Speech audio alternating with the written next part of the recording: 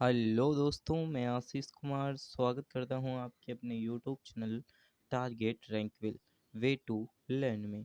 तो देखिए part number 1 है। पार्ट नंबर 1 जो कि आपका है, ये कह सकते हैं कि इंडियन जियोग्राफी का पार्ट नंबर 1 है, जिसमें आपको 20 क्वेश्चंस बताए जाएंगे। और ये देखिए आपकी लंबी सीरीज चलने वाली है। टोटल आपकी 800 प्लस क्वेश्चंस हैं। तो इस वीडियो पे तो केवल 20 ही क्वेश्चंस डिस्कस किए जाएंगे, लेकिन आने वाले हर एक वीडियो में आपकी 20-20 क्वेश्चंस कंप्लीट किए जाएंगे। तो टोटल आपकी 800 क्वेश्चन है। आप मान के चलिए कि 800 क्वेश्चन है, तो लगभग आपके 40 वीडियो यहाँ पर कह सकते हैं कि इंडियन ज्योग्राफी के आपके कंप्लीट किए जाएंगे। तो हर एक वीडियो को आप लास्ट तक जरूर देखिएगा, और हर एक वीडियो में इंपॉर्टेंट टॉपिक्स के साथ साथ इंपॉर्टेंट चीज़ें भी डिस्कस की जाएंगी। यहाँ पर क्वेश्चंस को किस तरीके से पूछा गया है ये डिस्कस किया जाएगा। तो वीडियो को लास्ट तक जरूर देखिएगा। आइए देखते हैं क्वेश्चन नंबर 1। क्वेश्चन नंबर आपका 1 क्या कहता है? क्वेश्चन नंबर 1 है, भारत किस देश के साथ सबसे लंबी सीमा साझा करता है?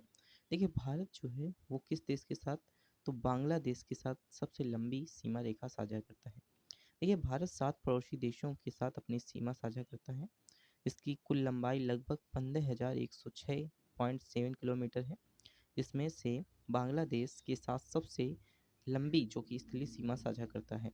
भारत में 5 पड़ोसी देशों के साथ सीमाओं की निम्नवत लंबाई कुछ इस प्रकार है। देखिए बांग्लादेश की लगभग 4,096, और चीन की जो है वो 3,488, पाकिस्तान की लगभग 3,323, नेपाल की 1,751, अफगानिस्तान की आपकी 1,106 किलोमीटर। तो देखिए इस प्रकार से आपकी सीमा रेखा साझा करता है, जो कि हमारे पास क्या करता है, भारत सीमा रेखा इन 5 देशों के साथ साझा करता है, जिसमें आपका बांग्लादेश, चीन, पाकिस्तान, अफगानिस्तान और नेपाल आपके पास देखने को मिल जाएंगे। इसमें बांग्लादेश सबसे अधिक और अफगानिस्तान सबसे कम। इसी के साथ देखिए बांग्लादेश की जो कह सकते हैं कि सीमा रेखा है, वो 4,096.7 किलोमीटर सीमा रेखा आपको देखने को मिल जाएगी। टोटल 5 पड़ोसी देश हैं जिसकी सीमा रेखा साझा करता है भारत। तो ये इस तरीके से आपसे क्वेश्चन पूछे जाते हैं। अब देखिए इसी के साथ हम बात कर लेते हैं अगला क्वेश्चन। तो अगला क्वेश्चन हमारे पास है एलएसी। एलएसी क्या है? वास्तविक नियंत्रण रेखा भारत और के बीच एक प्रभावी सीमा है। तो भारत और किसके बीच है? तो चीन के बीच है। भारत और चीन के बीच, भारत और चीन के बीच यहाँ पर आपको एलएसी जिसको कहते हैं वास्तविक नियंत्रण रेखा, ये आपको देखने को मिल जाएगी। तो वास्तविक नियंत्रण रेखा एलएसी एक प्रकार की सीमांकन रेखा है, जो भारतीय नियंत्रण क्षेत्र और चीनी नियंत्रण क्षेत्र एक दूसरे को अलग करती है। तो भारत की नियंत्रण क्षेत्र और चीनी नियंत्रण क्षेत्र एक दूसरे को अलग करती है, जो कि एलएसी है, ना कि एलओसी। एलओसी पाकिस्तान को अलग करती है, जबकि चीन को एलएसी अलग करती है, वास्तविक नियंत्रण रेखा। अब देखिए तीसरा क्वेश्चन क्या कहता है। अब तीसरा क्वेश्चन आपका बहुत ही इंपॉर्टेंट क्वेश्चन है। किस भारतीय राज्य को साझा दोआबा और मालवा क्षेत्रों में बांटा गया है? तो किस भारतीय राज्य को बांटा गया है? तो ऑप्शन सी, पंजाब। पंजाब राज्य को 3 क्षेत्रों में बांटा गया है, जिसमें मांझा, मालवा और दोआबा में विभाजित किया गया है। पंजाब का यह विभाजन मूल रूप से पंजाब की भूमि से बहने वाली सतलज और ब्यास नदियों के कारण आपको देखने को मिल जाएगा। 2 नदियां हैं सतलज और ब्यास, जो कि पंजाब में बहती हैं। ऐतिहासिक काल में नदियों को पार करना आसान नहीं था, इसलिए नदियों द्वारा विभाजित क्षेत्र को अलग अलग क्षेत्र माना जाता था। मांझा क्षेत्र मुख्य रूप से ब्यास और रावी नदियों के बीच के क्षेत्र को कवर करता था। सतलज नदी के दाएं किनारे और पंजाब के क्षेत्र को मालवा कहा जाता है। पंजाब राज्य में लगभग 60 से 70% जो क्षेत्र है इस क्षेत्र का हिस्सा है। सतलुज और ब्यास नदियों के बीच के क्षेत्र को दोआबा कहा जाता है। इस क्षेत्र में विष्ट दोआबा या जालंधर दोआबा भी कहा जाता है। तो देखिए यहाँ पर सबसे अधिक क्षेत्र कौन सा है? तो मालवा क्षेत्र है। इसमें 3 क्षेत्र हैं आपको, मांझा, मालवा और दोआबा, जिसमें सबसे अधिक मालवा है। मालवा 60 से 70% है क्षेत्र है, जो कि किस नदी के बीच है? तो ये आपका सतलज नदी के दाएं किनारे और पंजाब के क्षेत्र को मालवा कहा जाता है। और देखिए ब्यास और रावी नदी के क्षेत्र को क्या करता है कवर? तो मांझा करता है। सतलुज और ब्यास नदियों के बीच के क्षेत्र को दोआबा कहा जाता है। इस तरीके से आपसे क्वेश्चन 3 क्वेश्चन तो बन ही गए। साथ ही पंजाब किस राज्य में, मतलब पंजाब 60 से 70% क्षेत्र कौन सा हिस्सा कवर करता है? तो मालवा। तो इसमें से बहुत सारे आपके क्वेश्चंस निकल कर आते हैं। तो इस तरीके से हमने यहाँ पर तीसरा क्वेश्चन भी आपके साथ कवर किया। अब देखिए चौथा क्वेश्चन आपका क्या है। चौथा क्वेश्चन आपके यहाँ पर डिग्री से रिलेटेड है। देखिए, दक्षिण से उत्तर की ओर भारत की मुख्य भूमि का विस्तार 8 डिग्री 4 मिनट उत्तर तथा यहाँ पर आपको 4 ऑप्शन दिए गए हैं। तो यहाँ पर आपको देखिए 37 डिग्री 6 मिनट उत्तर की ओर आपको देखने को मिल जाएगा।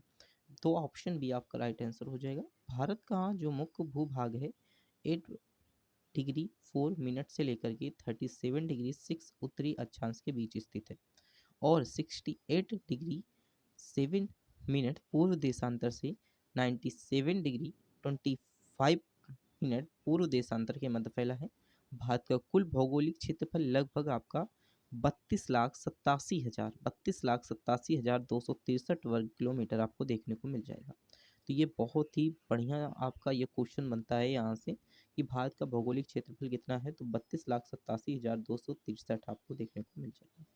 अब ये आपका अक्षांश है, तो अक्षांश से रिलेटेड आपके दो क्वेश्चंस बनते हैं, पूर्व देशांतर अक्षांश और यहाँ पर उत्तरी अक्षांश के रिलेटेड दो क्वेश्चंस आपसे बन जाते हैं। तो आप इसे अच्छी तरीके से क्वेश्चंस को पढ़ते चलिएगा और वीडियो पर पहली बार विजिट हुए हैं तो वीडियो को लाइक करते चलिएगा और चैनल को सब्सक्राइब जरूर करते चलिएगा। भारत पृथ्वी की ओर किस गोलार्ध में स्थित है? तो भारत पृथ्वी के किस गोलार्ध में स्थित है, ये क्वेश्चन आपसे पूछा है। तो भारत जो है वो उत्तरी गोलार्ध में स्थित है, जो कि भारत जो है पृथ्वी के उत्तरी गोलार्ध में स्थित है।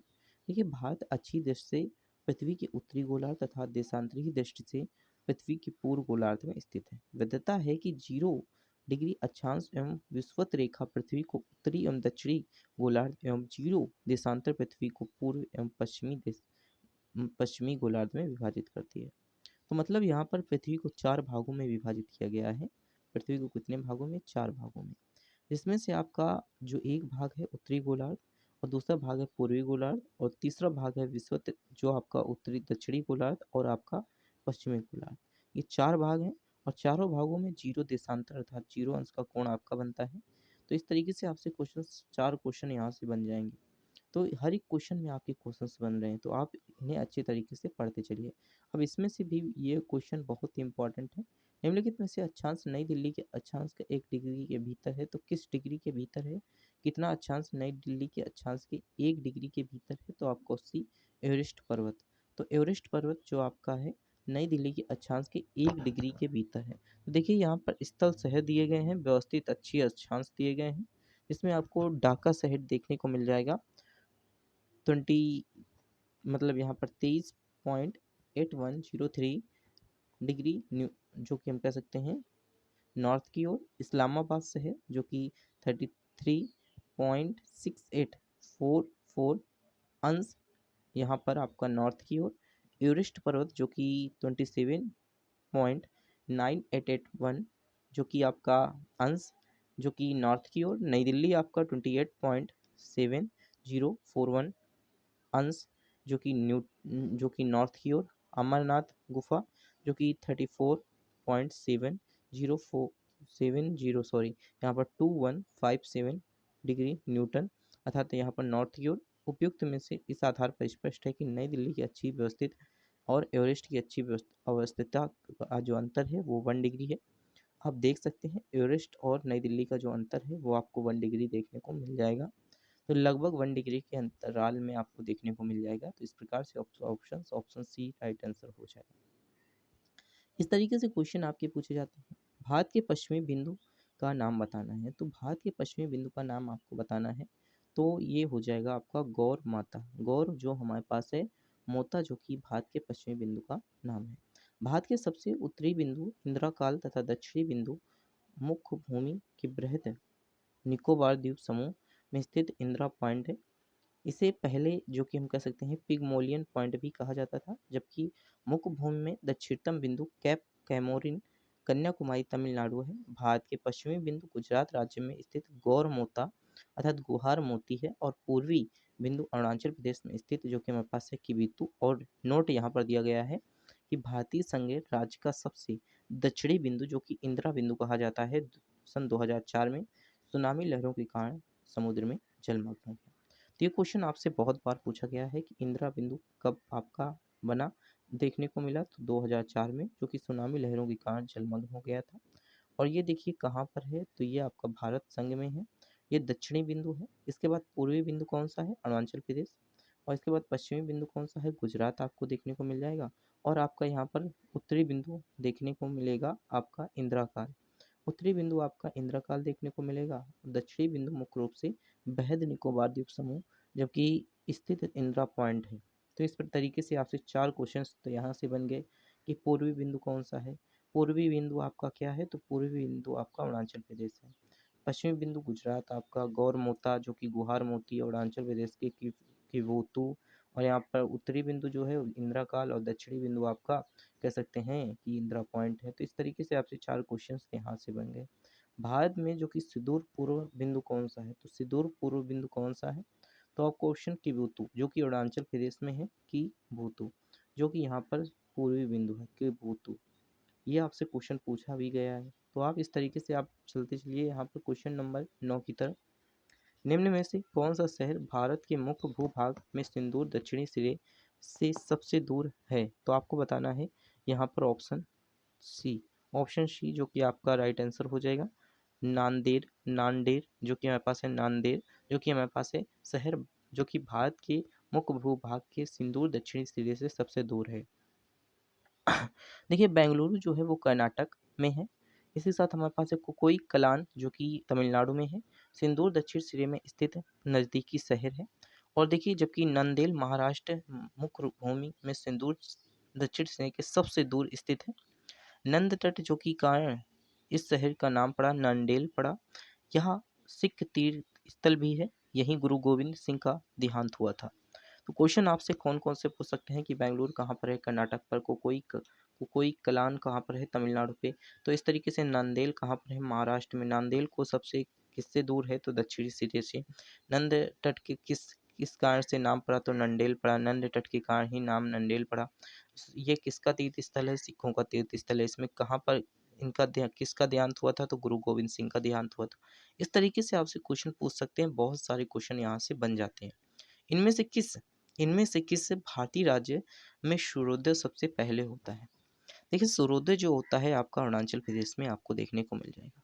अरुणाचल प्रदेश में सूर्योदय सबसे पहले होता है। भारत में सूर्योदय सबसे पहले उत्तर पूर्वी राज्य अरुणाचल प्रदेश में होता है। इसलिए इस राज्य को भारत में उगते सूरज की भूमि भी कहा जाता है। तो अगर आपसे क्वेश्चन पूछे उगते सूरज की भूमि किस राज्य को कहते हैं? तो अरुणाचल प्रदेश आपको राइट आंसर हो जाना। जबकि वैश्विक देश से जापान को उगते सूरज का देश कहा जाता है। देखिए देशों की संख्या में जापान आता है जबकि हमारे पास अब भारत देश में उगते सूरज की भूमि अरुणाचल प्रदेश को कहा जाता है। डूबते सूर्य का देव जो कि हम कह सकते हैं देश नॉर्वे को कहा जाता है। तो 3 क्वेश्चंस तो यहीं से आपके बन गए। 3 क्वेश्चंस इस वजह से यहाँ से बन गए कि सूर्योदय में सबसे पहले उत्तर पूर्वी राज्य अरुणाचल प्रदेश को जो कि उगते सूरज की भूमि कहा जाता है। अब उगते सूरज का देश कहते हैं जापान को और डूबते सूरज का देश कहते हैं नॉर्वे को। ये 3 क्वेश्चंस तो आपके यहीं से बन गए। तो इस तरीके से आपसे क्वेश्चन पूछे जाते हैं। अब देखिए 11 नंबर का क्वेश्चन क्या कहता है? 11 नंबर का क्वेश्चन है भारत को कितने भूकंप क्षेत्र जो कि सिरेमिक जोन में विभाजित किया गया है? देखिए भारत को टोटल 4 सिरेमिक जोन में विभाजित किया गया है। और चारों सिरेमिक जोनों के विषय में हम देखते हैं।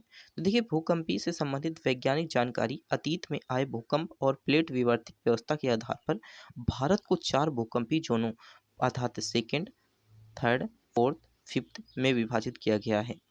BISS भूकंपीय खतरे के नक्शे और कोड प्रकाशित करने के लिए आधिकारिक एजेंसियां हैं। भूकंप की तीव्रता और उत्पन्न ऊर्जा के मापन के लिए रिएक्टर पैमाने का प्रयोग किया जाता है। तो क्वेश्चन आपसे पूछ सकता है यहाँ पर भूकंप की तीव्रता को मापने के लिए किसका प्रयोग किया जाता है? रिएक्टर पैमाने का प्रयोग किया जाता है। और यहाँ पर आपसे पूछ सकता है 4 भूकंपी जोन कौन कौन से हैं? तो second, third, fourth and fifth, ना कि यहाँ पर फर्स्ट आपको देखने को मिलेगा। तो इस तरीके से आपसे क्वेश्चन पूछ सकता है। और हर एक क्वेश्चन बहुत इंपॉर्टेंट है। और क्वेश्चन पूछ सकता है कि कौन सी एजेंसी जो कि कोड प्रकाशित करती है? तो BISS जो कि आपकी एजेंसी जो कि कोड प्रकाशित करती है।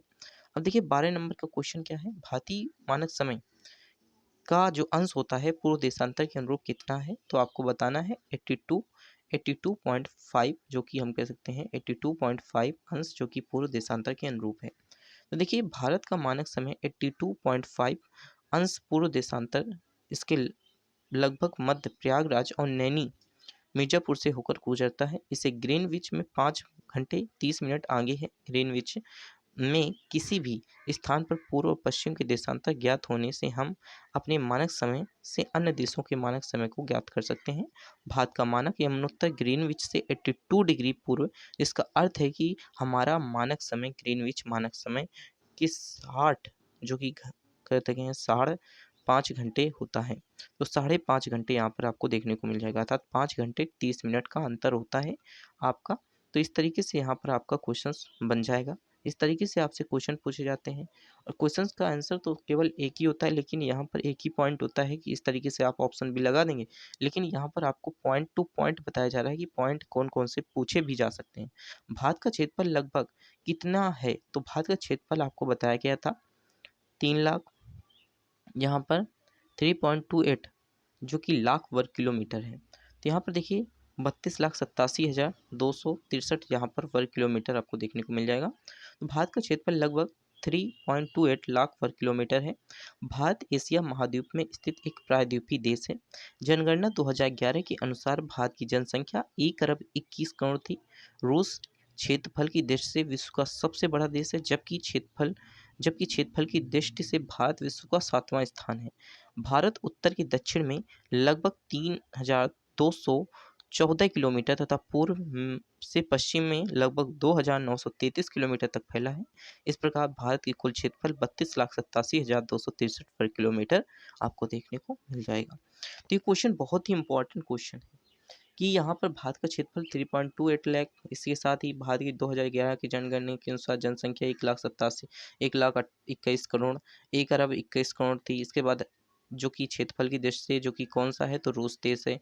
जबकि जनसंख्या की दृष्टि से बात करें तो जो कि हमारे पास क्षेत्रफल की दृष्टि से ही बात करें तो 7वां स्थान भारत रखता है।